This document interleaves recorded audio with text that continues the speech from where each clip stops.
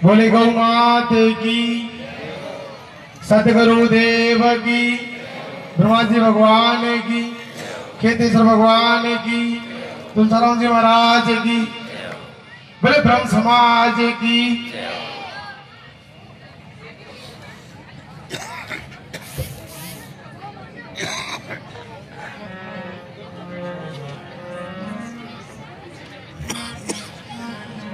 सर्वप्रथम परम पूजनीय, प्राप्त सिमरणीय, प्राप्त वंदनीय, सर्वदेवमयी, सर्वतीर्थमयी, 33 करोड़ देवी देवताओं को अपने तन में निवास देने वाली जगत जननी महामाई गौ माता जी के श्री चरणों में नमन। मेरे माता पिता के श्री चरणों में नमन। गुरुदेव भगवान के श्री चरणों में नमन। दाता श्री तुलसीराम जी महाराज के श्री चरणों में नमन। चेतन जी महाराज के श्री चरणों में नमन। यहाँ पर विराजमान मेरे पिता तुल्य बुजुर्गों, सामने विराजमान नारी शक्ति एवं मेरे युवा साथियों, आप सभी के हृदय में विराजमान उस परिपूर्ण परमात्मा के श्री चरणों में कोटि वंदन प्रणाम। गुरु महाराज का जो आदेश हुआ है, इस आदेश का पालन करते हुए मैं आपके बीच में गौ माता जी की, देखो भजन तो आता नहीं है मगर मेरे जीवन में एक ही भजन सीखा है मैंने, केवल गौ माता का। और वो भजन नहीं है, उसको भजन की निगाह से ना देखते हुए एक इस देश के अंदर जिस तरह से गाय के साथ जो अत्याचार हो रहा है, उस अत्याचार को लेकर मेरे गुरु महाराज, मेरे गुरुदेव श्री जगदीश गोपाल जी महाराज ने उसको भजन का रूप दिया है। तो वो 2 कड़ी में आपके बीच में रखूंगा। बस आपसे निवेदन करना चाहूंगा कि उसको भजन ना लेते हुए उसको अपने जीवन में उतारना, क्योंकि मेरे भाई बहनों, जिस तरह से आज इस देश के अंदर, कभी इस देश में 35 करोड़ हिंदू हुआ करते थे और इस देश में 117 करोड़ गोवंश हुआ करते थे और वो भी आनंदमय रहते थे। मगर दुर्भाग्य इस देश का, दुर्भाग्य उस गौ माता का कि वो हिंदुओं की माँ है, सनातनियों की माँ है। और आज 100 करोड़ हिंदू होने के बाद भी वो माँ आज इस देश में, जिसको हम माँ कहते हैं, मैं माँ बने दूध पिलाती, तू माँ का मांस बिकाते, क्यों जननी के चमड़े से तू पैसा आज कमाते।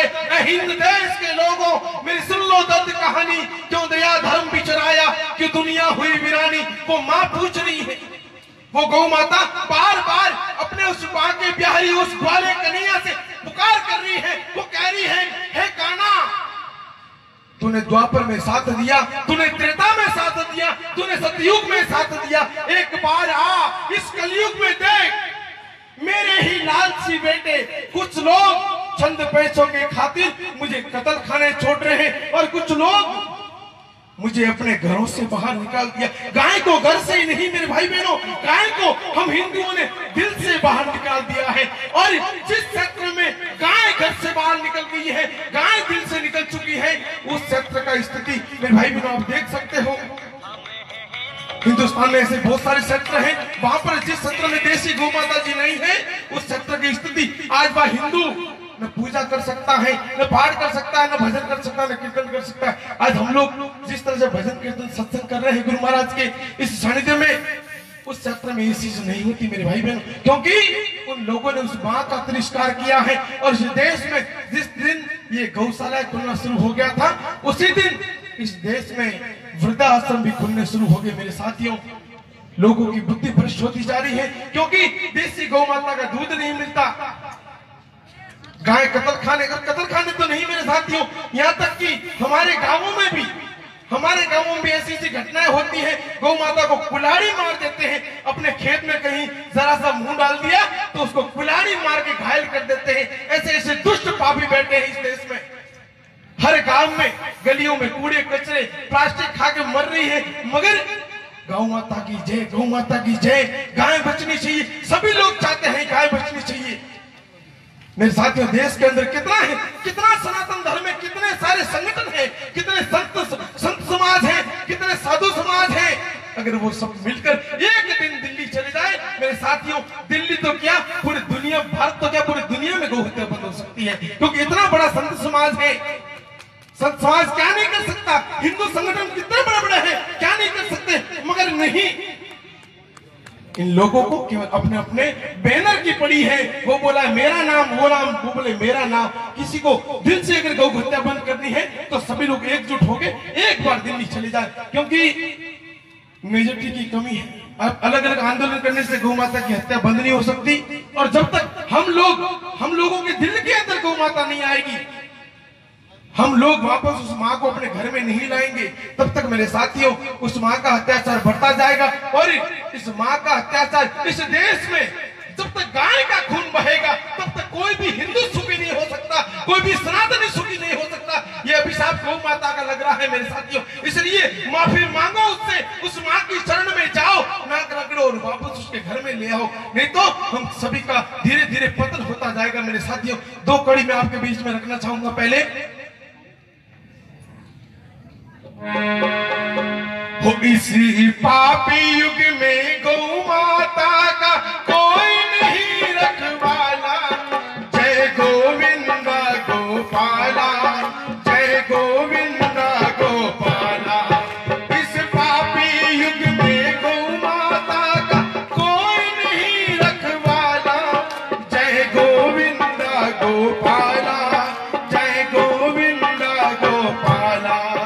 जो सबको दूध पिलाती है उसका ही खून बहाया, जय गोविंदा गोपाला, जय गोविंदा गोपाला। जो सबको जीवन देती है उसका ही वध कर डाला, जय गोविंदा गोपाला, जय गोविंदा गोपाला। हे काना कान लगा कर सुन ले, माता तुम्हें पुकारे, जय गोविंदा गोपाला, जय गोविंदा गोपाला। वरना न रहेगा मंजूर तुझको कोई भजने वाला, जय गोविंदा गोपाला, जय गोविंदा गोपाला।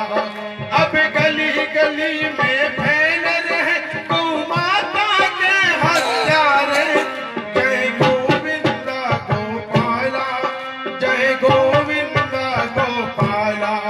गौ हत्यारों का दमन करो या दे दो देश निकाला, जय गोविंदा गोपाला, जय गोविंदा गोपाला।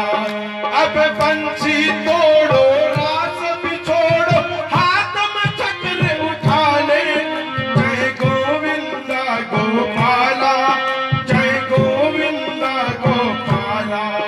है नंद बाबा की आन तुम्हें सौगंध यशोदा मांगी, जय गोविंदा गोपाला, जय गोविंदा गोपाला।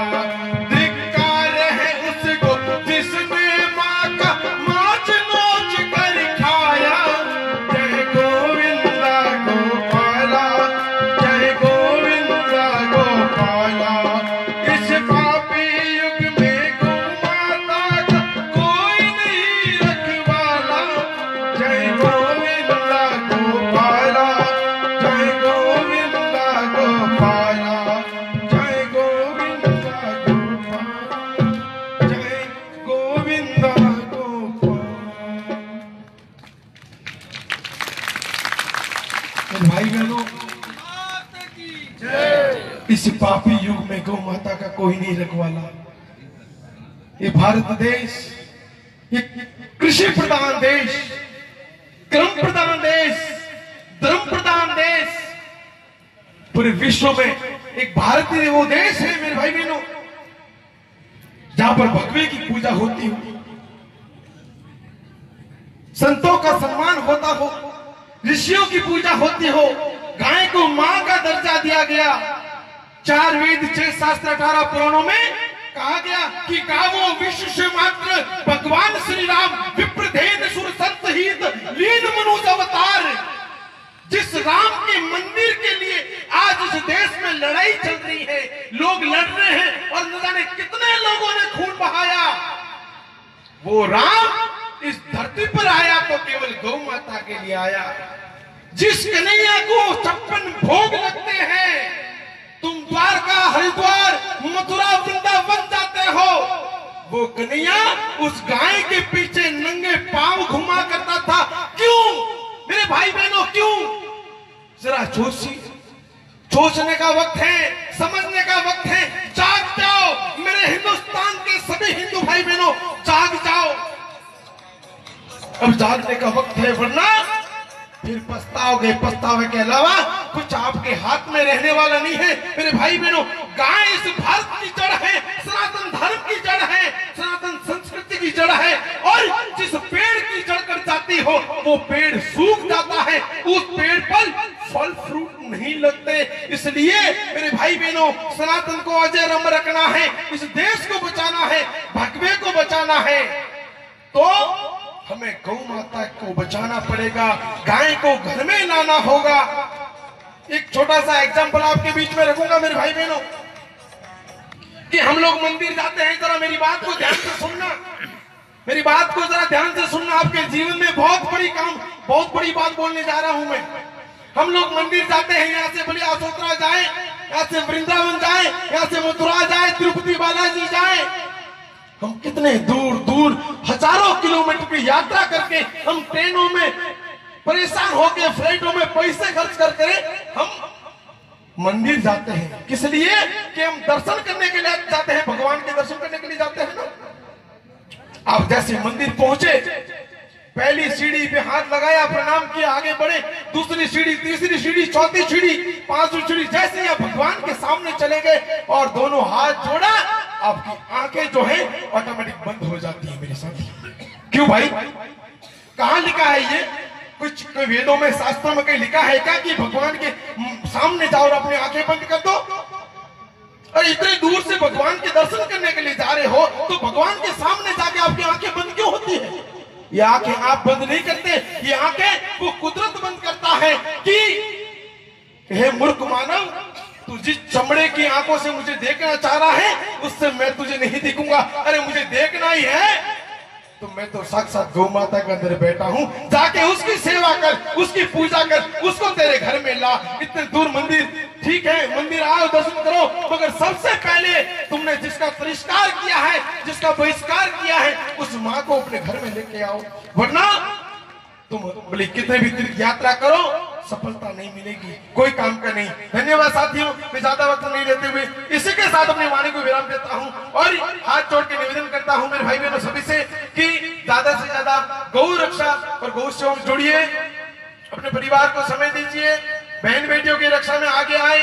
और मैं एक वादा आज महिलावास की धर्मधरा पर पहली बार मैं गुरु महाराज के आदेश पर पहली बार मंच पर मुझे बोलने का अवसर प्राप्त हुआ, इसलिए आप सभी को बहुत बहुत धन्यवाद। और एक विश्वास और वादा दिला के जाता हूं कि कभी भी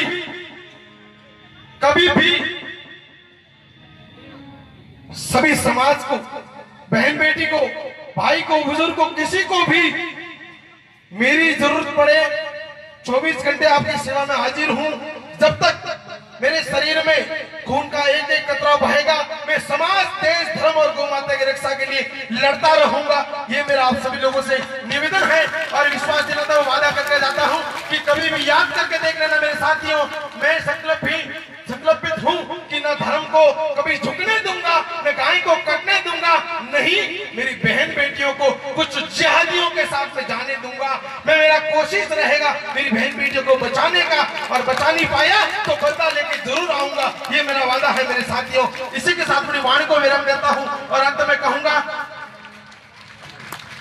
देखिए मुझे पता है पीछे युवा लोग बहुत सारे आगे आवाज सुनकर, मेरा आप लोगों से निवेदन है कि ये जो है ना, ये सत्संग है, सत्संग यानी कि एक विद्यालय है, ये भी एक पाठशाला है, स्कूल है। यहाँ पर ऐसा नहीं कि इन्होंने भजन गाए, आपने ताली बजाए, खूब नाचे गाए, फिर यहाँ से बाहर जाते भूल गए।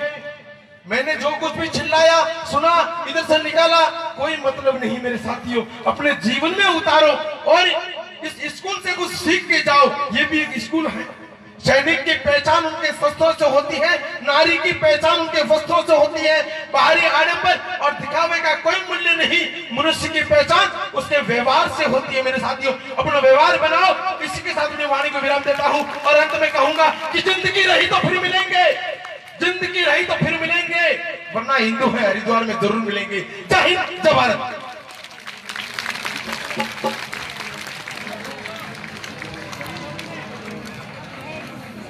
सत्य गुरुदेव की जय। एक और सत्संग जब है, एक दोनों कोई दूसरी है तो यार जीजा नहीं है। जीजा मंगोर